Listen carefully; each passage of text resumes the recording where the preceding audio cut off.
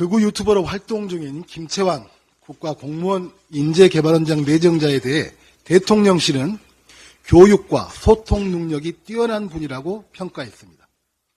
도대체 누구에게 무엇을 교육하고 어떤 사람들과 소통해 왔는지는 모르겠으나 적어도 가짜뉴스와 음모론에 찌든 극우 유튜버 김채환은 윤석열 대통령에게는 훌륭한 교육자이자 소통 전문가였던 것이 분명해 보입니다.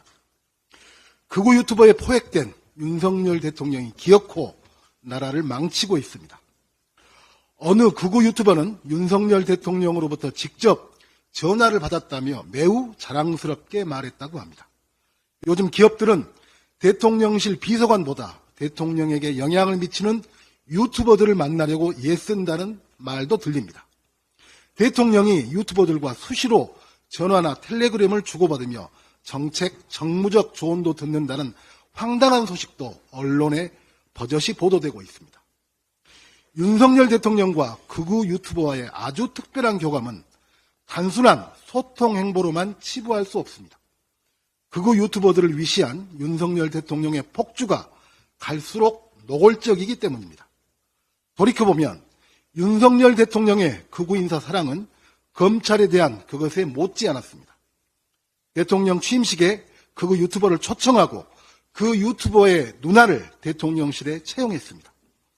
윤석열 대통령과 권성동 전 국민의힘 원내대표와의 문자 파문에 등장했던 극우정당 출신 인사가 대통령실에 근무한 것도 뒤늦게 밝혀졌습니다. 남북 간 대화와 교류 협력을 이끌어야 할 통일부 장관에는 북한 체제 파괴를 주장하는 교수를, 국가공무원 인재개발원장에는 문재인 전 대통령이 군 생체 실험을 지시했다며 가짜뉴스나 퍼나른 극우 유튜버를 내정했습니다. 문재인 전 대통령이 간첩이라는 박윤환 경찰제도 발전위원장, 5.18 북한군 개입설과 제주 4.3 공산주의 폭동설을 주창한 김광동 진실화해위원장은 여전히 윤석열 정권에서 꿋꿋하게 자리를 지키고 있습니다. 이들의 극우 발언과 논리는 윤석열 대통령의 인식과 정확히 일치합니다. 자유총연맹 창립 기념 행사에서 전 정권을 향해 반국가 세력이라 비난했으며 3.1절과 4.19, 5.18 기념식에서는 마치 태극기 부대의 선봉에선 마냥 자유 대한민국을 무너뜨리는 세력이라는 실체 없는 대상을 향해 증오를 쏟아냈습니다.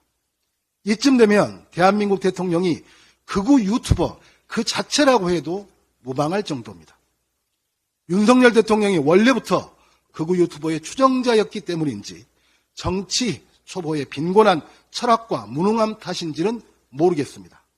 총선 170석 목표를 호기롭게 밝혔다는 윤석열 대통령의 그 자신감이 극우 유튜버들과의 끈끈한 결속으로부터 나온 것인지 또한 알 길은 없습니다. 다만 우리 국민은 윤석열 정권이 막전막후에 득실거리는 극우 유튜버와 그에 포획된 대통령의 비뚤어진 국정 운영을 결코 좌시하지 않을 것입니다. 지난 총선 당시 태극기 부대에 포획되었던 자유한국당, 정광훈 목사와 혼연일체가 되었던 황교안 전 대표에게 우리 국민이 어떤 심판을 내렸는지 똑똑히 기억하십시오. 윤석열 대통령에게 재차 촉구합니다. 극우 유튜브 시청 끊으십시오. 극우 유튜브 인사 끊어내십시오.